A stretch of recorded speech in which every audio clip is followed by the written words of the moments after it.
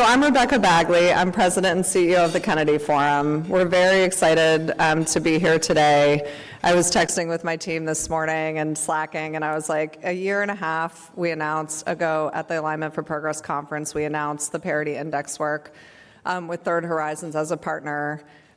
We've since added AMA and have worked diligently, hundreds of hours together, to ensure that we have a product that is very well thought out and hopefully can have an impact on the field in ways that I think collectively we can figure out together, how to make that happen. I think from a policy and advocacy standpoint, from payers, from providers, all different types of organizations will be able to hopefully utilize this over time and as we grow it from Illinois to all 50 states. So you guys, Illinois is the first. Thank you to the state for helping us accelerate that development. And like in the Kennedy Forum's legacy, there's very often where we have really positioned Illinois as the first and leader in a lot of different legislation and a lot of different action. One of our board members, Peter O'Brien's here, who has really led that charge in Illinois for the Kennedy Forum and with the Kennedy Forum. So we're very excited to be able to also utilize this entirely new set of data that really has just been available recently through the transparency and data laws, which you'll hear more about, and then be able to curate that again into something very usable for the field. So that's our goal. Hopefully you'll learn more about that today. At the end of the programming, they'll be available on the website, all of the methodology, all of the information that you probably would ever want to see. So for those of us who like to kind of geek out and dive into those things, you'll be able to do that, or there's pretty graphs if we want to stay at that level. So we have something for everybody. So we're very excited with our partners to be able to move this forward, and I am very excited to be able to announce, or to introduce, Patrick Kennedy, co-founder of the Kennedy Forum, the author of Profiles of Mental Health Courage, which if you have not read it, you should all read it. It's an incredible account of people living with mental health and substance use issues, and also the co-author of the Mental Health Parity and Addiction Equity Act.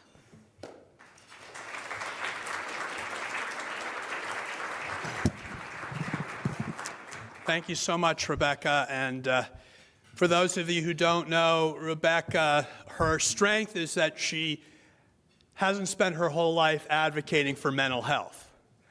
And the reason I say that's a strength is that she's not bringing all of the baggage that some of us who've been in the advocacy world for a long time bring, because we become very jaded by how difficult this struggle has been for a long time, how difficult it is to get this country to finally pay attention to this public health crisis, which is not a new public health crisis, but thankfully for the times that we're living in, it's finally coming around such that we're getting recognition about the importance of mental health. And frankly, we'll take whatever we can get, right? We'll accept the fact that businesses are now paying attention to mental health because they're worried about not just their total medical spend and all the data that's come out that mental health integrated with the rest of physical health can actually reduce total cost of care, provided mental health is integrated.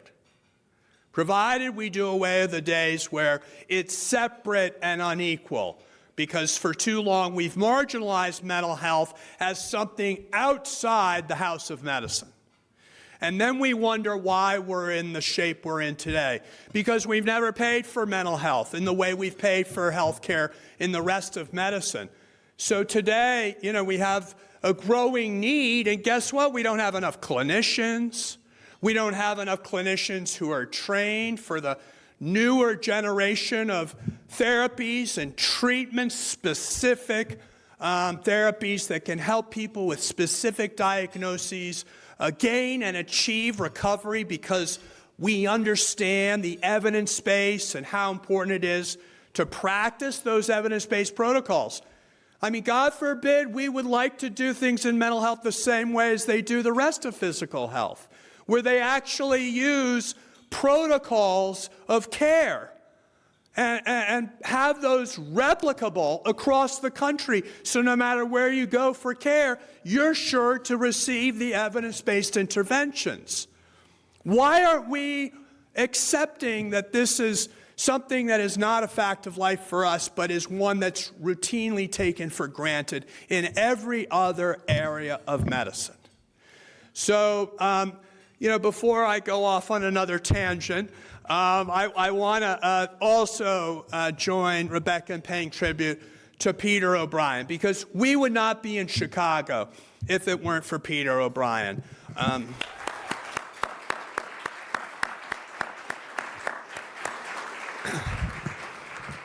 So when we first talked about mental health and Peter said, I want to be involved, I want to help, I said, okay, come to the John F. Kennedy Library. We're going to have this great event.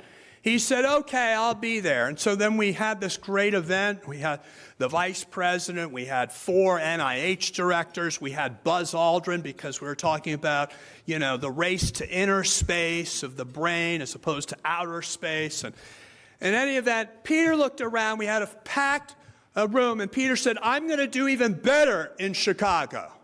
And I said, how can you just say, coming off the street, that you can do?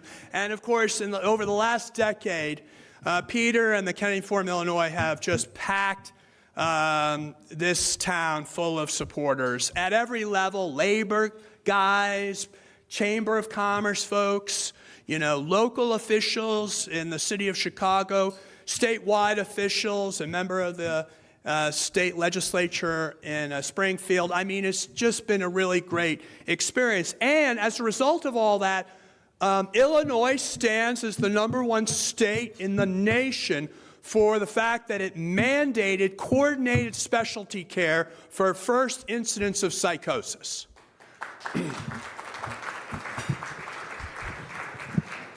And so, David and Greg from Third Horizons, this is just the beginning, because what we want to launch today is the opportunity to measure the implementation of evidence-based interventions. And there's nothing more evidence-based than intervening on first incidents of psychosis. And you can talk to any neuroscientist and they'll tell you, if you don't intervene right away, the brain pathologizes, the illness pathologizes, the disability grows, and then someone is left disabled in a way they never would have otherwise had to live like if someone had paid attention the first time they exhibited symptoms. And so we did that in Illinois. It was by state mandate, but if we could come up with new models of paying for care as we're moving into a world of value-based contracting and the like, it would be so great to partner with those same insurance companies that are kind of getting called out here for not providing the same access to treatment in that other mental health network. We invite the payers to come and help us build the 2.0, which is trying to make sure we not only have access, but we have access to interventions that have outcomes that can be measured and that can show progress and results. And so I'm excited about the fact to start measuring the kinds of codes that we in the mental health advocacy world really are not as focused on, because advocates have never paid as much attention to the commercial insurance system, to the rest of the healthcare system, because they're too focused on SAMHSA and block grants and funding philanthropically. But if we can start to pay attention to those things that we want payers to reimburse, that they also know can reduce total cost of care, produce outcomes that are measurable and benefit the person seeking care, we're in a whole new world for mental health. We can start to ramp this up. And so I just want to thank Third Horizons, David and Greg. You've been absolutely at the forefront of this, the taking advantage of the transparency rules that were brought to us by our president, Donald Trump. really is a terrific opportunity to leverage that Republican initiative for the benefit of this country and its really understanding of how this healthcare system works and how this healthcare system does not work. And we have to find ways in this current political environment to figure out where is it that we can be most productive in advancing our cause. Obviously, for many of us, it's been a very challenging and distressing time for our whole field because of all the cuts. But we have to keep our eyes on the prize, as John Lewis said, and that is find those areas where we can actually make progress. You know, because outrage is understandable, but outrage is not a strategy. It's not a strategy. We have to come up with very productive and deliverable solutions. So I just want to say thank you again to all of you, and a special great shout out to Nathaniel from the Kennedy Forum, Illinois. We're all familiar with AI is going to take over the world. But AI has got its work cut out for them because AI is going to try to have to keep up with Nathaniel Counts. And that is not going to be an easy thing for AI to do because Nathaniel is as smart and as talented and as capable as they come. So if you have not gotten to know Nathaniel, please make sure you introduce yourself. With that, I want to introduce Dr. Ehrenfeld, who among other things, as you know, is past president of the AMA. But more importantly for everyone is the fact that he served his country in uniform. And as we just came off Memorial Day, a weekend, I think all of us have hopefully a profounder sense after all of these memorial events for the kind of sacrifice that those who made the ultimate sacrifice made on behalf of our country, including my uncle Joe Kennedy, who was killed at the age of 27 while trying to take out Hitler's buzz bombs over Germany. He never got to come home. He never got to have a family. He never got to see his children grow up. And it's that kind of sacrifice that should humble all of us and make us have the kind of humility we need to take on whatever fight we need to take on, because nothing is as great as the fight that our veterans have fought on behalf of our freedom. So Jesse, come on up.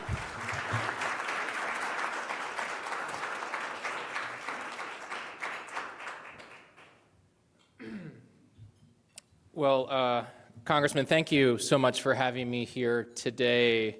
And I can't thank the Kennedy Forum and Third Horizon enough for hosting this event, especially as we mark Mental Health Awareness Month.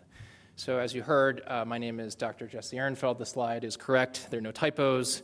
I'm the immediate past president of the American Medical Association. I practice anesthesiology just up the road in Milwaukee, Wisconsin, where I'm a senior associate dean, a tenured professor, executive director of the state's largest public health philanthropy. But I'm also a dad and a parent of 2 boys, and I have several members of my immediate family who struggle with mental illness. And I know how challenging it is because my husband keeps asking me, "You're the president of the AMA. Why can't you get our family members what they need?" The challenge is real. So I want to thank everybody here for what you have done collectively in an ongoing fashion to work to identify ways to make sure that anybody, any individual, anyone's family member with mental illness or substance use disorder gets the benefits of the state and federal parity laws that are designed to help protect them. Now, thankfully, some of you know that the epidemiology is a little bit in our favor. Deaths linked to drug overdose are on the decline across the country. And there's definitely increased awareness about the benefits of treatment for mental illness and substance use disorder. But we know that far too many Americans of all ages continue to face barriers in accessing timely and affordable care. The Federal Mental Health Parity and Addiction Equity Act and laws here in Illinois are designed to protect individuals with a mental illness or substance use disorder, ensuring that they get the same comparable care as somebody with a physical health condition. Yet too often, that is not the case. Too often, our health plans are getting in the way. Time and time again, we've seen how health plans' failure to cover physician-recommended care results in substantial harm to patients, to families, and to society. We know that when patients are unable to afford timely, appropriate services because of health insurance denials, their conditions and their overall health worsens. This can lead to preventable emergency room visits, hospitalizations, and higher overall costs. Health plan delays and denials tragically cause preventable suffering and sometimes death. I want to be very clear that every parity violation is, at its core, a delay or a denial of care and leads to patient harm. This is unacceptable, and we just have to do better. And that's why the American Medical Association was so delighted to partner with the Kennedy Forum and Third Horizon to launch this Mental Health Parity Index. This is an incredible first-of-its-kind tool that is going to help us understand how commercial health plans in Illinois are meeting parity requirements for mental health and substance use coverage, something that is clearly long overdue. And the launch here today is an exciting first step in launching a tool like this nationwide.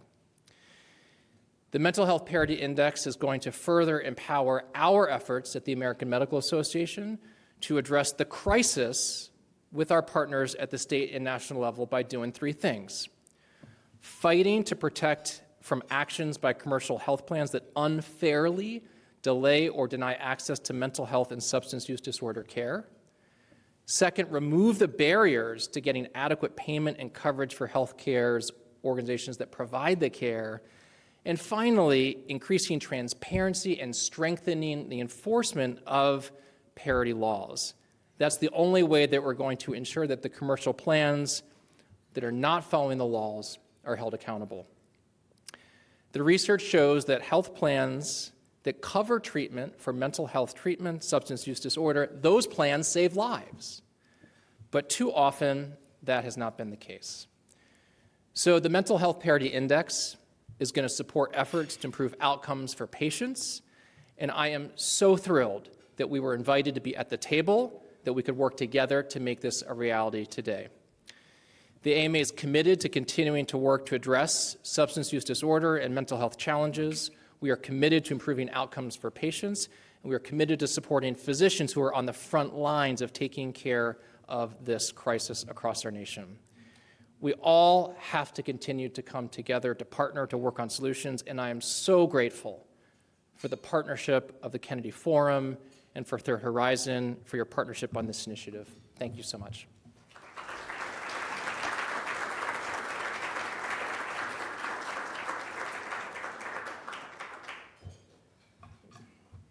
Thank you, Dr. Ehrenfeld, and thank you to the AMA for joining us in this process. So my name is Greg Williams, and I work at Third Horizon, but most importantly, I'm a person in long-term recovery. And for me, that means I haven't used alcohol or drugs in over 17 years, 23 years, from age 17. And during those 23 years, normally I'll tell people about my beautiful wife, our 3 children, that I pay taxes, that I vote, and I contribute to society. Today, I thought I'd do it, since I work with health economists and actuaries and data scientists, I thought I would do it and quantify it in the sense of what the last 23 years have been for me. Before I got into recovery, it was filled with ambulance rides, ER visits, lots of different kinds of physical ailments and other challenges. Since entering recovery, not once have I been to the emergency room. I've been blessed in that way. Not once have I rode in an ambulance, and not once have I been admitted inpatient. And I've contributed over $125,000 back to the risk pool for my insurance.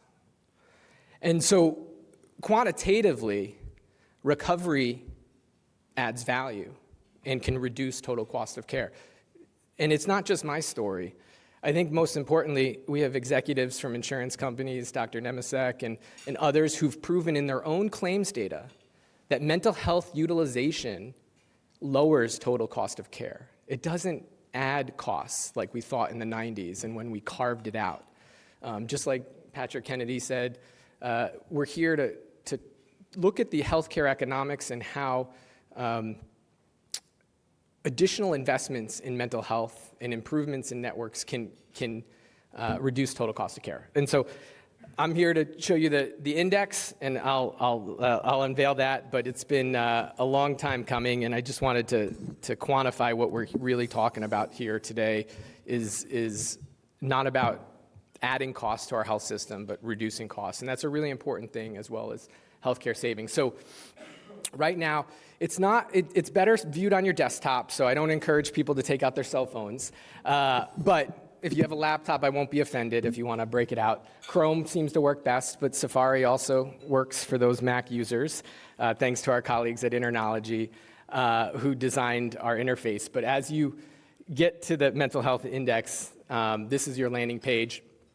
And as Rebecca said, for those in this room who are deep in our field and want to dig in, we have published, alongside with the AMA and others, thousands and thousands of codes, our taxonomy, our methodology, 18-page methodology document, all open, public. You can download it now, pore over all the details of what I'm about to show you and what we did with this. And this is, we've been blessed to have an opportunity to do this as a result of these files. And I'll talk about each one of these indices in a second. When we thought about this and we announced this back in October of 23, we thought about who could use something like this. How could we take this file and who are the stakeholders in the commercial insurance world that could use this? And so I want, as you look at this and as you think about this, the most important is employers. The majority of commercial insurance is underwritten by employers. And so employers, post-COVID, the number one thing employers hear from their employees is improved mental health coverage for them and their families. They want access. They don't understand why when I go get a knee surgery, it costs me $500, and when I try to admit my son or daughter inpatient to a facility, it costs me $10,000. It doesn't make sense to the employees who have great health insurance, and it doesn't make sense fiscally either, why we're reducing utilization by putting people spending more money out of network. And so employers, we think, are the number one users of this tool and the way that they can drive the economics of adoption and improving this. Because they're the ones who hire many of our TPAs to build their networks for health coverage. Certainly the health plans, we hope today this methodology and the underlying data provides you an opportunity to look at data from a new perspective. Some of the companies are so large that they have so many different departments and perhaps don't necessarily talk to each other. These new files gave us an opportunity to kind of look at a health plan at a macro level, at a terabyte level, if you will, and provide that. We have so many mental health substance use provider leadership in this room, and so we think that this can provide some opportunities for them to understand, in context of physical health, how contracts are paid and how rates are paid. Policymakers certainly could use this as an area of intrigue. We're not surfacing this data as it relates directly to state law or federal law. We're presenting this data as informational, but it provides some opportunities for policymakers to explore ways to use this, and certainly, as you heard from the AMA, and you'll hear from others today around trade and advocacy organizations who can use this. So what did we do? We took this massive data set that covers what insurance looks like for 156 million Americans. We isolated it to Illinois, and because in Illinois, Blue Cross Blue Shield is so market dominant, we said, how could we get a representation of the network that people experience in Illinois? And so we identified a number of Blue Cross plans, both on the HMO and the PPO employer side. We worked with the United and Optum file to surface that, who also has a very strong presence in Illinois. Our Aetna file, our Cigna file, and then we also are able to process a number of our ACA plans. So we have HAMP and Centene, but basically showing a representative sampling of what kind of coverage and access you get if you're on an individual market plan or an employer-sponsored plan. So we're able to process all of those files. And so in our methodology document, there's public links. All of the data you're about to see is on their websites. So the underlying data sits there. It's not easy to process, and we need to thank Chris Hart, whose engineering capabilities allowed us to be able to materialize and visualize what you're about to see. This has been 3 years of work, Chris, working with these machine-readable files, and it's so much data, it's so difficult, but what we're able to glean from these insights has been worth all the work. And so just thank you to Chris and our entire engineering and actuarial team at Third Horizon, who's been able to do impactful visualization with this data. And there's so many other use cases and opportunities for us.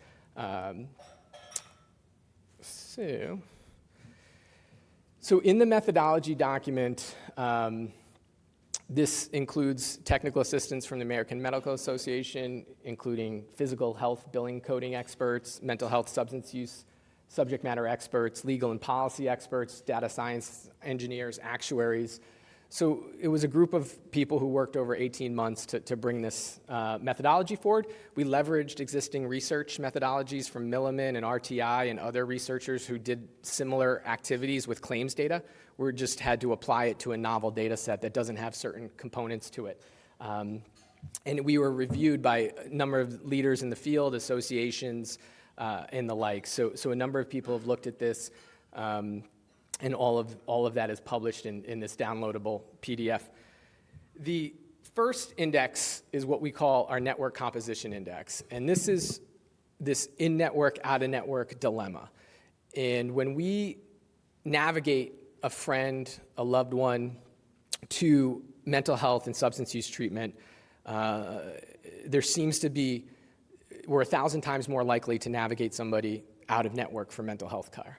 What that means is it costs them more, they reduce their utilization, and so what we've heard from carriers and policymakers is, well, there's not enough mental health and substance use providers, and we know there's a workforce shortage. There's also a workforce shortage for nursing and primary care as well, and so we wanted to measure this. We wanted to look at this. So we took all of the licensed NPIs in the state of Illinois, we separated them by taxonomy, and we measured it. And so the blue on there is physical health, the red is mental health, and that's statewide in Illinois. And so while it's not the same amount, it's a relative percent difference. And so not that we need to have exactly the same amount of mental health and substance use providers as we do on the physical health side. We certainly have more physical health ailments in certain ways. But from a relative ratio, the definition of parity would be that we would approach our networks equally. We'd contract the same ratio. So in a given county, in a given state, if there's 100 providers on the physical health side, and we contract with 50 of them, and there's only 20 mental health and SUD providers, we should contract with 10 of them. And so from a relative percent difference, we found in our analysis, there's only a couple plans that get close, but from 25% to 100% difference relative contracts. So there's a lot of opportunities that exist in the state of Illinois to contract with mental health and substance use providers relative to one another. So that's our network composition. So why don't people contract as robustly on the mental health and substance use side? Sure, there's infrastructure challenges, there's capability challenges, but a lot of it stems from reimbursement. And so we looked at reimbursement, and this is a picture of what it would look like if you just selected Cook County. So obviously the dominant population center in our state. And so our outpatient professional reimbursement index takes a normalized rate per unit of service, as those in the field would know, RVU, relative value unit. So every code has a rate. We normalize those rates, separated it behind physical health and mental health SUD from a taxonomy basis. And this is the payment differentials that we get on a weighted basis. There's a lot of extra codes, extraneous codes found in these machine-readable files. We weighted these codes based on what we know are utilized through claim sets. So the top codes that are utilized in the market get weighted the highest. And you can see here the payment differentials. And so we have from 54% down to 23%. On average, across all the plans we looked at, there's a 27% differential in payment. And so we're paying on a relative value unit normalized 27% less for mental health and substance use codes than we are physical health codes. And that's just the contracted rates that are published in the files from the carriers. Our third index is our inpatient acute reimbursement index. And this is, for those deep in the field, this is only acute medicine facilities, so hospitals. And so that's why we don't have every area of Illinois filled out in the map. It's where our medical facilities are.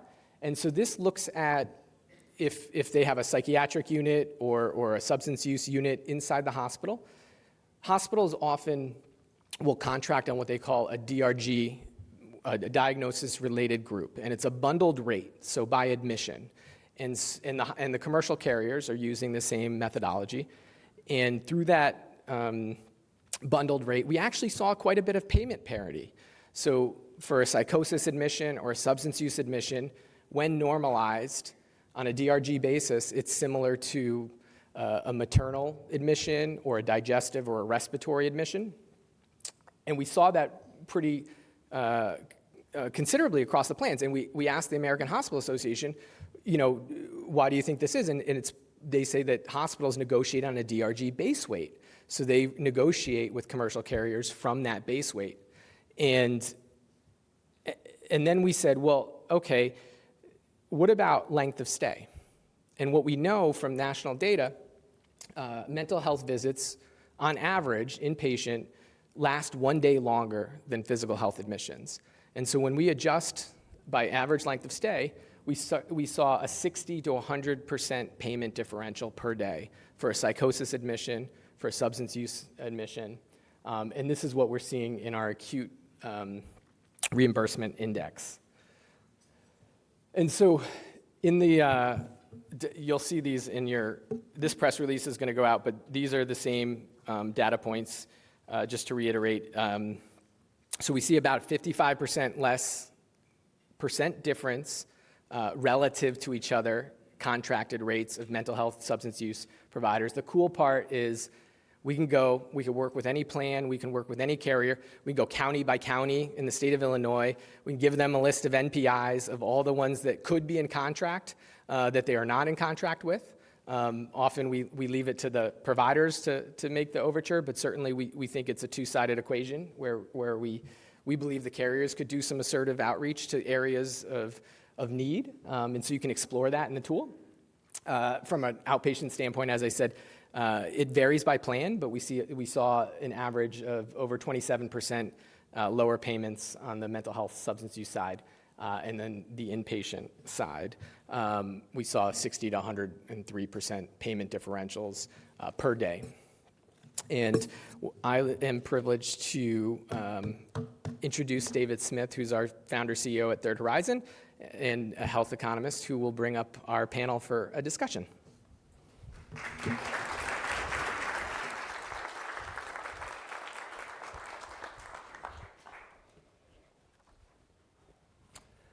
Yep, I'll go ahead and invite the panelists up. Well, good afternoon, everybody. Can't tell you how long we've waited for this lunch, and to have all of you here It is such a joy to see so many of you attending this event as advocates, as friends, as colleagues, all with a shared collective interest in solving this challenge that we understand, I think, again, collectively is getting more and more exacerbated by the day and needs real attention now.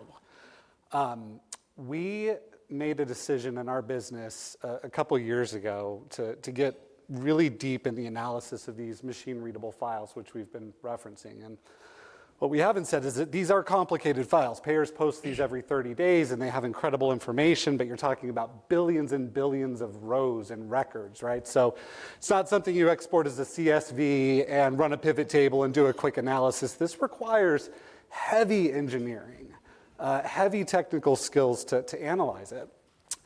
And when we got around to kind of trying to name this effort, what we were doing, we landed on something called StarSet Analytics. And it's kind of been apt. StarSet isn't technically, I think, a word in the English language, but its antithesis is in a sunset. And a sunset depicts the fading out of light and the emergence of darkness. And that doesn't happen in a moment. That happens on a gradiated basis. Well, the corollary to that is a star set. It is the dissipation of darkness and the emergence of light. And I believe in American healthcare, at this moment, we are seeing the dissipation of light. We are getting access to data and methodological tools and how to use those data to answer complex questions that have been vexing us for decades. And it's an exciting moment. And this is just one of those applications in its infancy that once improved upon and further refined and provided with different ways and angles to view the data and to take action, has the power to change the game. I'll say a little bit more about that after the discussion.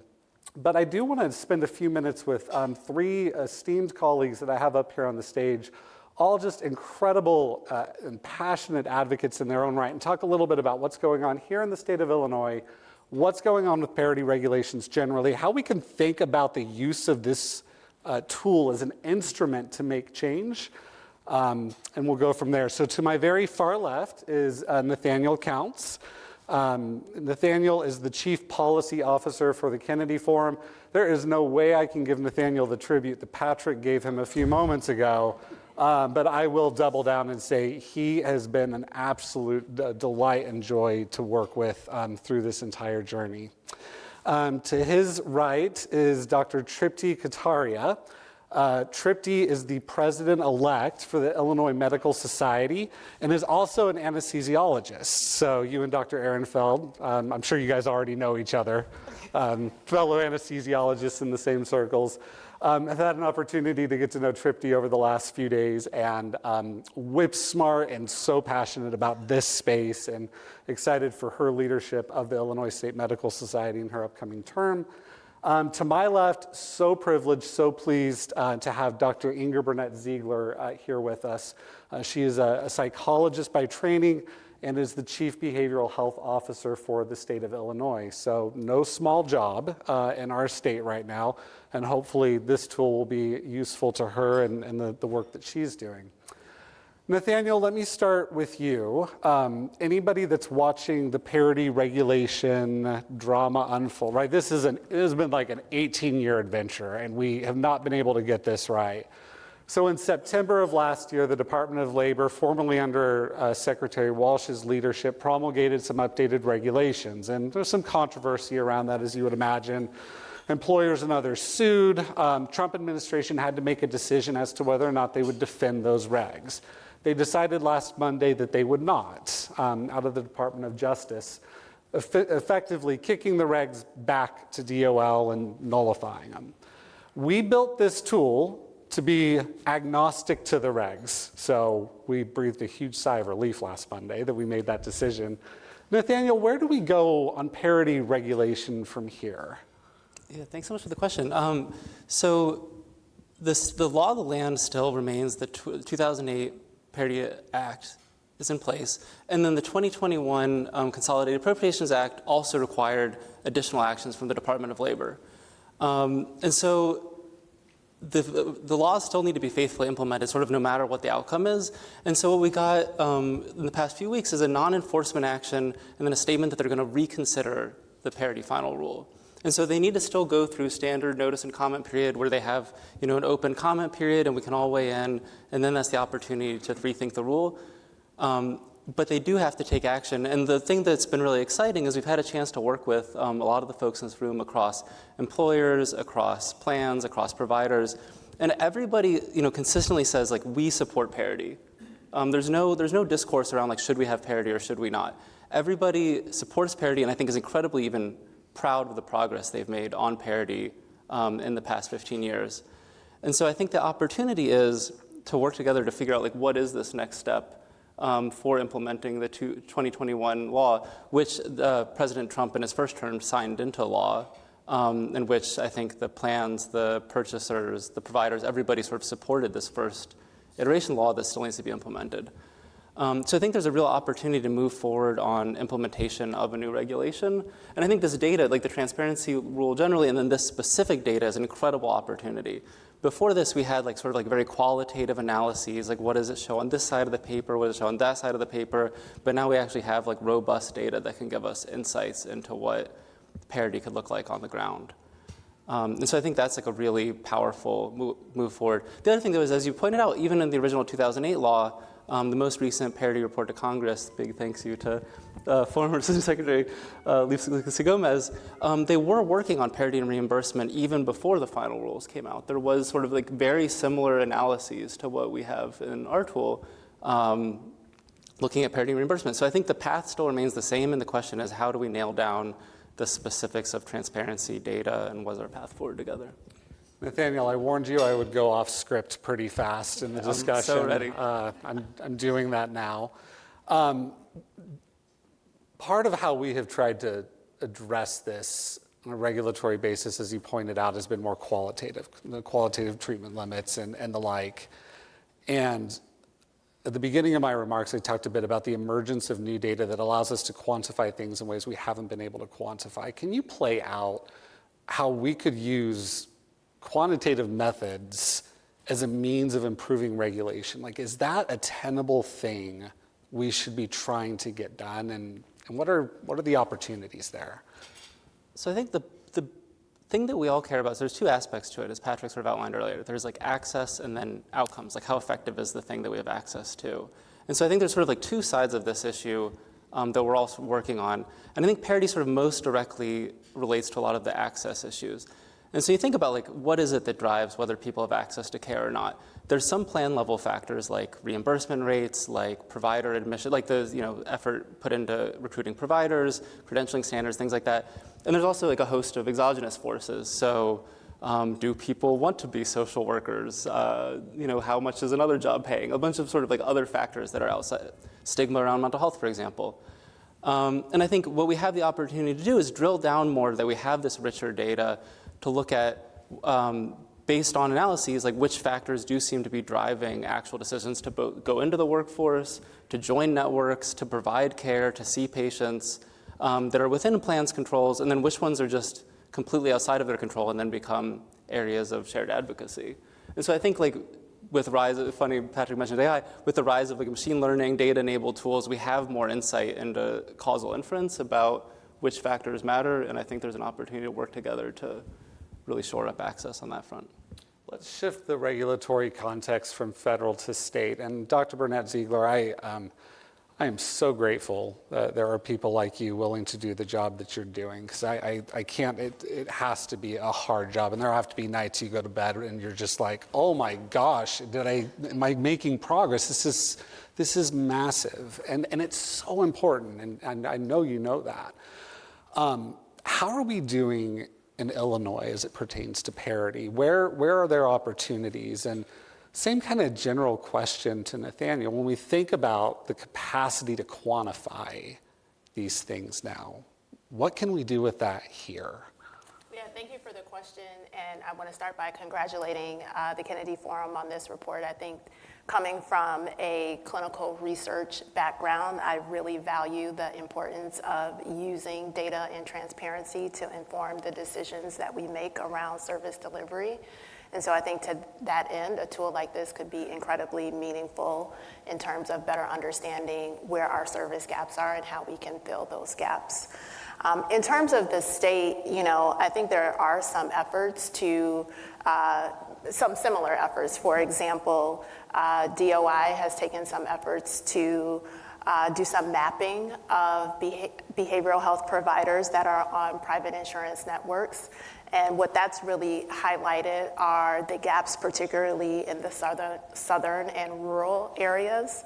Additionally, statewide, one of the initiatives that's really at the top of my mind and the top of many agency leaders' minds is understanding who are those individuals that are high need and are falling through the cracks of services, and what are the reasons for that. Of course, we know that our provider network and workforce shortages and kind of understanding where our providers are located across the state is part of that, but there are many other barriers that we need to be better attuned to. So those are some of the initial ways that we're starting to think about that. What are some of the things keeping you up at night right now in the work that you're doing? There are a lot of people that need care that aren't getting care. And there are a lot of current threats to the care that's currently being provided. And so I think that we as a state are not only thinking about ways that we can expand the critical life-saving and life-sustaining care that we provide, but also how we will sustain the services that are in place that are currently being threatened. The hot topic that everyone's asking is what will happen if proposed cuts come through. And I think nobody really has the answer to that, unfortunately. And those are very difficult decisions that have to be made. But we know that there are a lot of people who depend on the publicly funded system, which I think that's a question that you're going to ask me later, is about kind of underserved populations, but thinking about those populations in addition to populations that are covered on the private insurance system is an important part of the picture as well. Dr. Kataria, there was as you probably know, there was a piece that ProPublica did. I think it was a little earlier this year, and it was a riveting piece, and it really showcased the dilemma of mental health practitioners across the country and how they're paid for the work that they do. One of the things that has been so vexing to me for the years I've been doing this is we think about the human body and the complexity of all the organs in the human body, and the most complex organ by far is the brain. It also is largely the determinant for what happens with all of our other biological systems over the course of our lives. And yet, we put like nothing comparatively into that. And this tool, I think, quantitatively reinforces what all of us have instinctively known for some time. We don't reimburse these professionals at a sufficient rate, and so it changes the way they engage with communities and with patients. So thinking about your role as a physician and your eminent stewardship of the medical society here in the state, how are you thinking about those gaps? And how is it that physicians and practitioners can be leveraging information like this to advocate for themselves and the value they create? So first of all, I found out, or I had the opportunity to play with your tool yesterday, and even though I'm an anesthesiologist, one of the things that gives me goosebumps and gets me up in the morning is to play with large data sets. And so she was lighting up our call. And there's so many things that I want to do with it. I'm like, can you do this? Can you do that? Wait. So I think that this is an incredible first step. I think that it is going to give us the opportunity to see baseline where we are. I've heard from so many of my physician colleagues that are psychiatrists who have said, I can't keep the lights open by accepting only private insurance. And that's the reason that they move outside and why there is so much in terms of out-of-network. Many and a majority of psychiatrists, they're not employed, they're in small individual practices and individual businesses. And so they need to pay for the biller and to keep the lights on and their secretary. And so in order to be able to keep that practice open, they need sustainable payment. And we haven't been able to really quantify and say, is this enough? Is it not enough? And now we have that opportunity, which I think is incredible. But this is an opportunity that I see as a physician, as someone who is part of the State Medical Association. It's our opportunity to partner and engage with the payers. The way that the healthcare system is paid at this time, it's not going to change. We all have to play in that sandbox. But what we always have to remember is that everything is about the patient, and that we are all there to do the right thing for our patients. So I'm looking at this as an opportunity, and that maybe that we can have our physicians, the State Medical Association, along with the American Medical Association, to engage and say, what can we do to improve the access? Because the reimbursement does affect who goes into psychiatry. Medical students come out of medical school with, on the average, of $280,000+ of loans. And if they can't keep their doors open, how are they going to pay back their loans? So they tend to shuttle themselves in part to specialties that may pay more. I believe that there are, I will just say, I'm part of the House of Delegates for the American Medical Association. I represent anesthesiologists. I interact with medical students, and it really does, it's a weight, and it does affect where what specialty they're going to go into. I truly believe that there are so many that choose a different pathway because they know what the burden is to pay those loans back. If there is that opportunity where they can see that they can have that private practice, that they're going to be able to make a good salary where they are going to be able to pay those loans back, I honestly believe that you'll have that opportunity and you'll see changes in the workforce. One thing that I don't know that we've taken an opportunity just yet in the program to make really clear is that, so I want to take a moment to just make it clear now as I pivot to Nathaniel. The purpose of this tool is to not look for a boogeyman or to point a finger at any part of the industry, particularly payers.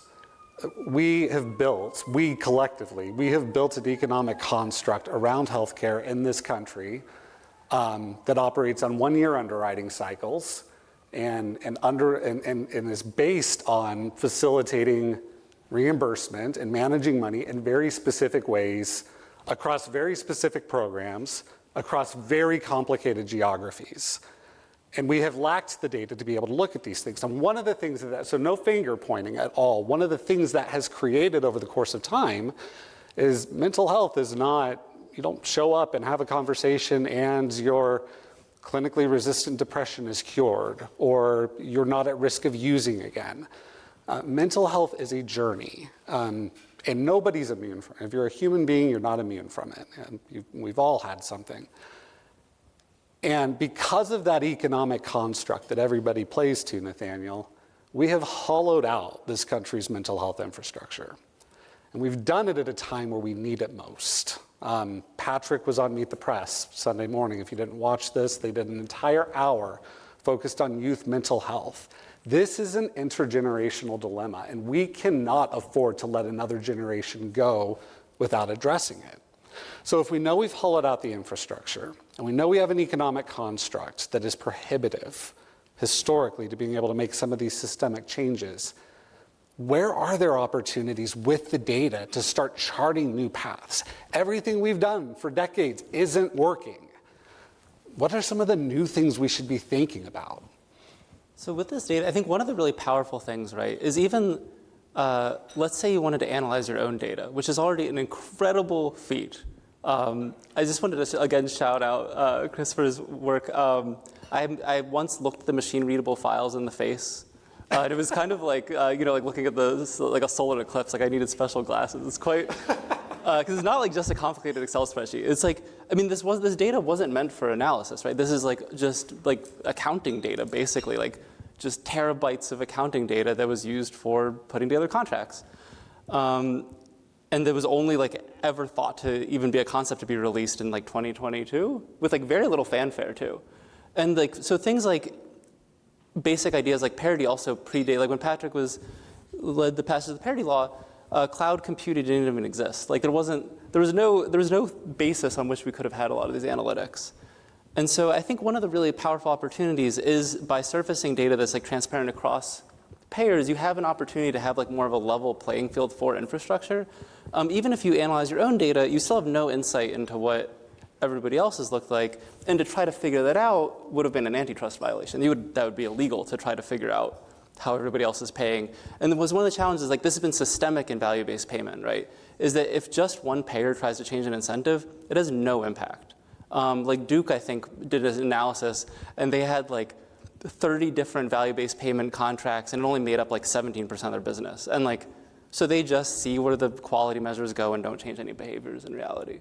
And so I think one of the opportunities here is like total transparency across payers, so we can see like how much money are we actually pouring in to the mental health and substance use system, and then how do we set like a level, fair playing field across actors that gives people the basic infrastructure to keep the lights on, to buy high quality EHRs, to participate in value programs, to improve quality, to then begin to improve effectiveness over time.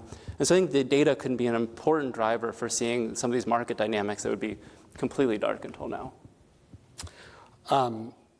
Inger, one of the things I asked you a moment ago is what's keeping you up at night. One of the things keeping me up at night about all of this is that if the best case picture of something like mental health parity exists in the commercial insurance ecosystem, how bad is it for Medicaid or others that don't have coverage, who have all the same needs that my children have or that I have, and have even worse access to what is already subpar access to the system? We do a lot of safety net work in this city, and we know the intergenerational effects of this stuff. How are you thinking about those things in your role right now as the Chief Behavioral Health Officer for the state? Yeah, that also keeps me up at night. I think it's important for us to first understand who our most vulnerable populations are, particularly when it comes to mental health and behavioral health. Those communities of color, individuals who are low income, lower resourced, younger individuals. We know that people with fewer access to resources and people wait for longer periods of time until their conditions have become worse. That's when the first engagement in the mental health care system first often starts. Additionally, those vulnerable populations are also those individuals that are less likely to engage in care at all, right? So we think about the majority of people that have mental health needs don't receive resources when we're talking about the general population. When we look at communities of color and individuals that are low income, they're even less likely to engage in treatment. At the state, most of our behavioral health services are delivered through the Medicaid system or uninsured system. And so we are committed to serving the most vulnerable populations. And yet there are still gaps, right? And so that's something that I think about a lot, is how do we use data, tools like this and others, to better understand where those gaps are, better understand the people that are not being served, better understand where I heard earlier in the comments a focus on evidence-based care, which I think is also an important part of this conversation. We're serving individuals, but are they receiving the highest quality, most evidence-based treatments, and how can we represent that in our mapping and understanding of the service systems as well? And additionally, using this information to inform how we target our efforts to the most vulnerable populations.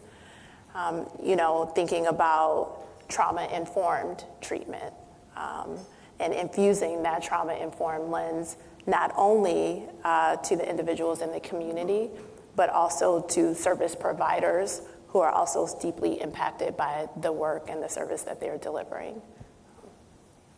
Thank you. Dr. Kataria, we started a little bit of our discussion talking about the mental health infrastructure of the state and of the country. And a big part of that infrastructure, of course, is in professionals. Kind of a two-part question.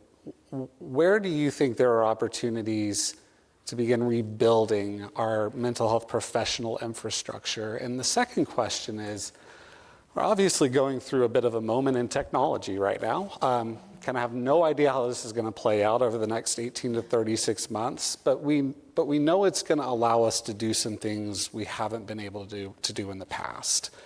Where are there opportunities to leverage technology as part of rebuilding that infrastructure into a real 21st century world-class American healthcare, mental health care system?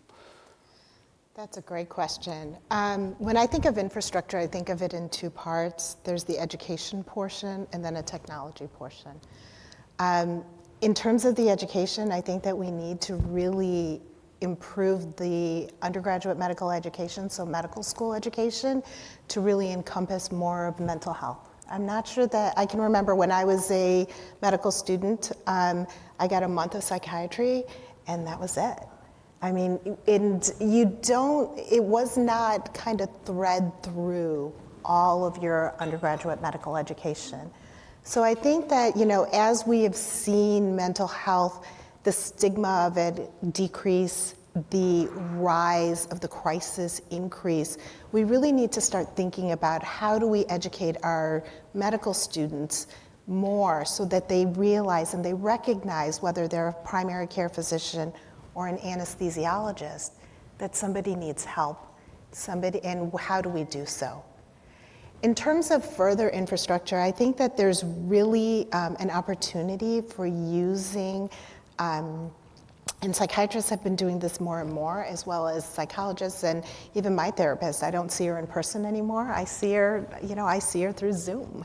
And that has really I think that that's an opportunity to really improve access as a whole to a lot of patients that may be in rural Illinois, where you may not have somebody physically sitting there, but you are going to be able to interact with them.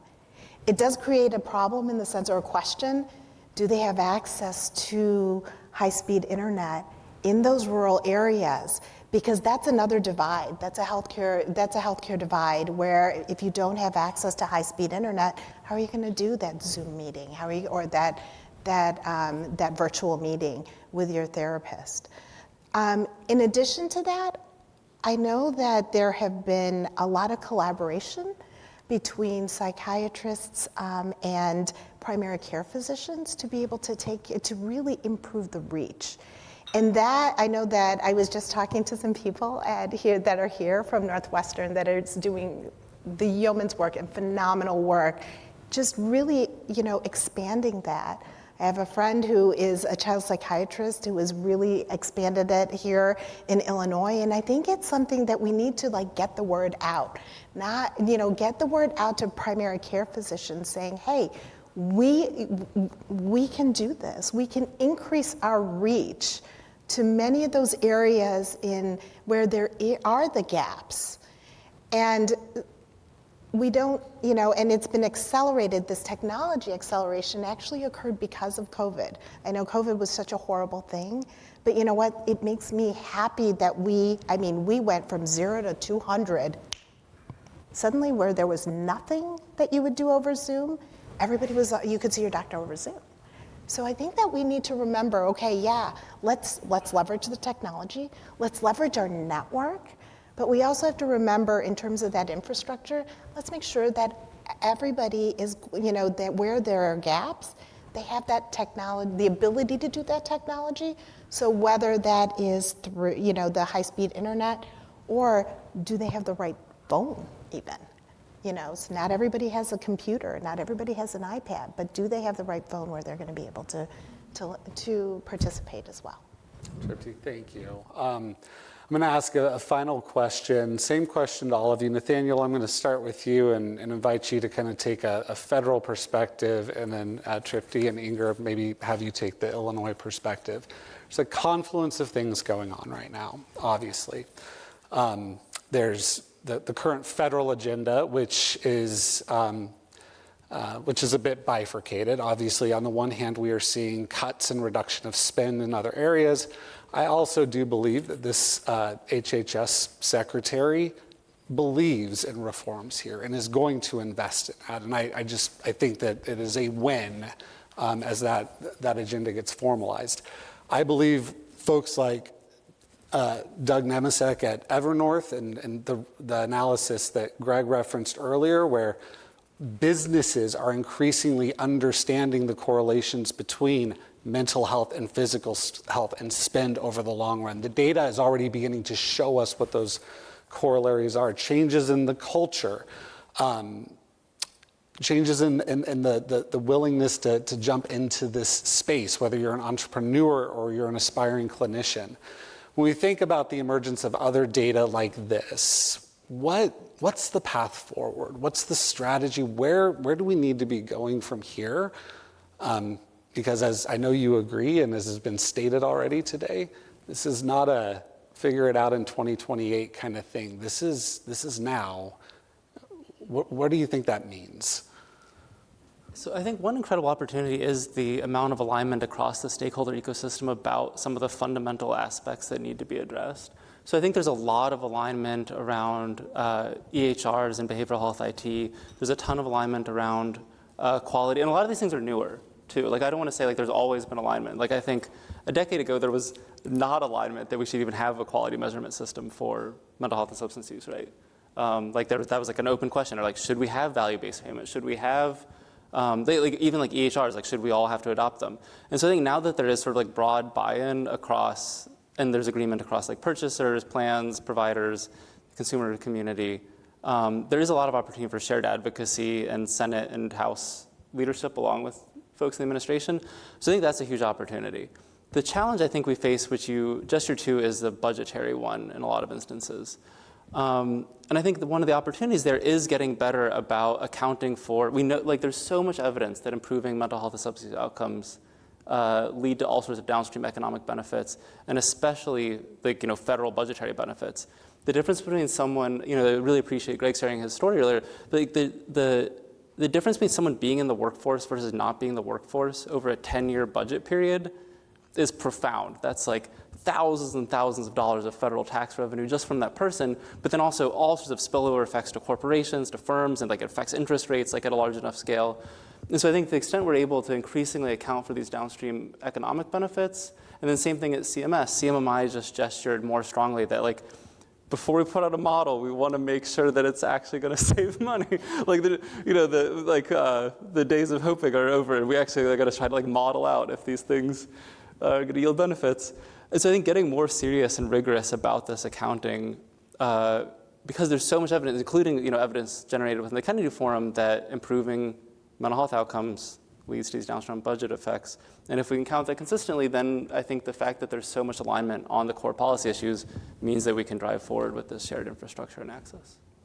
Thanks, Nathaniel. Tripti, what are your thoughts? I think that going forward, I think that we need to, you talk about alignment. I think that we need to look at alignment amongst physicians, amongst payers, other mid-level providers, and patients. And I think that we all need to come together. And I think one of the things that is brilliant about this tool is that it's available to everyone. It's available to the individual patient. It's available to physicians. It's available to, the DOI. But what I think that where I see some really incredible opportunity going forward is when you see those areas, those gap areas where there is extra need, maybe I should be going to, like you said, proactively to the psychiatrist and say, hey, you know what, we don't have enough people here. or the psychologists or what do we need to do on a state policy basis to really encourage that we hit those gaps? And it could be is something as going to the legislature and saying, hey, you know what, we've realized here's this area of gap. We know that we can cover it with telemedicine, but we don't have enough physical infrastructure. So can we work on that, because it's going to pay dividends on the end. And what legislators, I've always realized, they don't like to listen until they hear the stories, and they also want those numbers. But having somebody employed means that money goes right back into their economy. It means that those employers are going to have them, they're going to be at work. It means their kids are going to be at school and happy. And so the downstream effects are so incredible. And I foresee this as a tool for so many different areas. And this is 1.0. I can't wait for 2.0 and 3.0 and 4.0, and I have a lot of opinions on it as to where this can go. But I think that this is just groundbreaking in terms of what can we do to start to really leverage so many different stakeholders. That's really going to help all of the Illinois as a whole in our communities. Thank you, Tripti. Inger. I think that we are in a pivotal moment in behavioral health. I agree with the comments that have been made around alignment of various stakeholders. I've had the privilege of being involved in numerous conversations around behavioral health strategic plans, and what I hear in those strategic plans are the importance of improving access, expanding the workforce, and focusing on our youth and other underserved populations.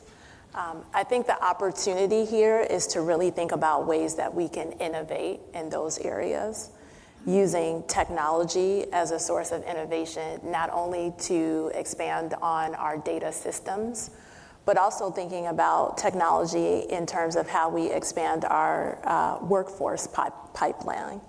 Thinking about innovation in terms of the services that we fund. One of the pieces of feedback that I often get from providers is that I'm doing all of this work. I know this work is of benefit to the communities that I serve, but it's not reimbursable. I think there's opportunity for us to think of a more diverse array and creative set of behavioral health services that we know contribute to the overall mental and physical health and well-being of our communities. A lot of people, I think importantly, are invested in this topic in this moment. Our business community is recognizing the importance of mental health and productivity. We recognize the importance, the intersection between mental health and physical health. And I don't want to leave out our caregivers that are at the center of our communities that are really experiencing a significant load in terms of caring for themselves, perhaps also caring for their elders, as well as trying to care for their children. And these are the people that kind of keep us going and lift us up, not only in our day-to-day lives, but also in our workplaces and other community organizations. So thinking about how we better serve those individuals is an important opportunity going forward. So I think there's a lot of work to be done.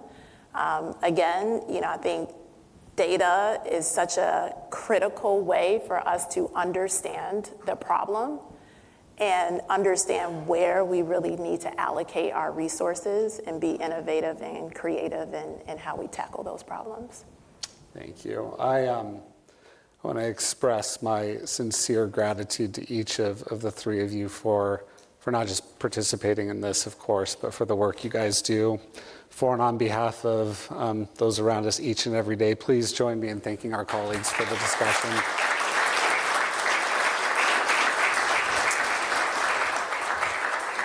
I'm gonna round third base on the event and close us out. I know Greg's recovery story quite well. As someone who's been a colleague and a dear friend for years. I've never heard Greg characterize his story in quite the way that he did, in an economic lens and context. And sometimes we're uncomfortable talking about those things because we believe some of these things, that it's dignity and it's about charity and it's humanness and understanding, and all those things are true. There is an economic exigent to this. We're spending $4.9 trillion a year in a system. We can't spend more money. We can't spend our way out of this. We have unevenly allocated resources, and we are not at the places where Greg Williams needed the system to be 20 some odd years ago. Greg's story is the antithesis of a story in my own life. I have come to believe that any one of us that's going through any kind of a mental health challenge, whether it's anything from depression to an opioid use disorder, there's a moment in time where you realize you're having a challenge. And there's a moment where you reach out your hand in the darkness. All you feel is darkness in those moments. I felt that. I'm sure everybody in this room has felt that to some degree or another. Sometimes that hand is met, but more often than not, it's not met. It's particularly not met when the acuity is at a level where you need professional support. Your hand sits in the darkness, that moment leaves, the opportunity is gone.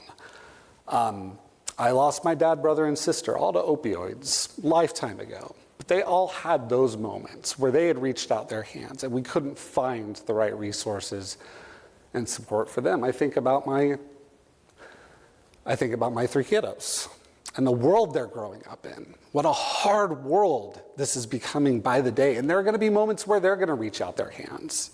And I want somebody to be on that other end. I know you all want that too. We have to do better in this country. And here's the thing that's lamentable. We are capable of doing better. We have the science. We have the professionals. We have the money. $4.9 trillion. Are you kidding me? We know what to do. It's this system that we need to break. But I think there is a super convergence of things going on at the same time, and it is exciting. The culture is shifting. Businesses are beginning to quantify these things differently. The emergence of technology and its power, and most importantly, data, this notion of a star set, this absence of light, of night, this emergence of light, that's going to happen slowly over the course of time, but it's going to give us more insights. Great friend and colleague of mine in the audience is a guy named Dave Johnson, who wrote a book, The Coming Healthcare Revolution. It's like his 4th book. At some point, Dave's going to start paying me a commission because I push this book a lot. The thesis of the book is powerful. It basically states that over the next 10 years, we will see more change and more disruption in American healthcare than we have seen in the last 100. Boy, do I believe that. And what a moment to be here. What a moment to be in the work that we do while all these things are converging, and to be a part of not telling that story, creating that story in real time. I want to take just a moment to also do some acknowledgments. You've heard a bunch of acknowledgments, but since I get to be the last speaker, I'm going to do a handful. 2 folks not here in the room today. They're down fighting the good fight in Springfield. You heard them reference Senator Sarah Feigenholtz, who was so seminal in working with others and freeing up some resources that allowed us to even get out of the gate here, and Representative Lindsay LaPointe, who's trying to move a new parity bill through the legislature right now. Both incredible advocates in this state, and they've been incredible partners. The Kennedy Forum, Patrick, oh my God, every time I hear you speak, it just riles me up. I can't sleep for 3 nights. Thank you for your leadership. Rebecca, Nathaniel, Abby, partnerships can be hard. This one has been a joy every minute through the experience. I'm grateful to you. The American Medical Association, Dr. Ehrenfeld, thank you for being here. Carol Vargo, for your leadership and your partnership. Chris Botts, and there's an entire team of folks at the AMA who have met with us for dozens of hours, and the wonkiest kinds of conversations you can imagine, beating this tool up. Thank you for your partnership and your leadership in this. Our friends at Internology, you'll see them on the website. This is the user interface. This is a company that creates visual displays. I've been plugging them in this way. When you see John King do the magic wall on election night, that's the technology driving this. system redundancies, really amazing API architecture, and just a great group of people to work with. And they wanted to be here today, not because we're a client, because we're not that big of a client. They wanted to be here because they believe in this. And so I want to thank them for being here as well. I want to thank my colleagues at Third Horizon. Greg Williams, his leadership in this has been incredible. Chris Hart, who raised his hand earlier, and he's the guy I'm going to send you to if you've got technical questions. Chris, his brilliance combined with his passion is so seminal in this coming to fruition. One other person not here, Andy Wilson, he's a PhD services researcher, was going to be with us, was detained for some family matters, but want to also just publicly recognize him in his role. I want to finish by thanking you. If you look at the if you look at the reg list for this event, if you look at the name tags of the people that are here, you're not going to see a bunch of mental health professionals. You're not going to see any one part of our vast industry. You're going to see payers. You're going to see clinicians. You're going to see people that run hospitals. You're going to see people from the state. This is a team sport. And gang, this is the beginning. We are in the top of the first inning. We are excited for this to come out. We got 49 states to go, and we got a methodology we want to get tighter and tighter over the course of time. As was stated earlier, we want this to always be an enduring public utility. We don't want to monetize this. We want to democratize it. We want people to use it. We want people to use it in service of the moment where this industry has the opportunity to change more in 10 years than the last 100. That's where we're going. That's the work we are all enlisted in. Thank you for being here. We look forward to engaging you in the weeks and months to come.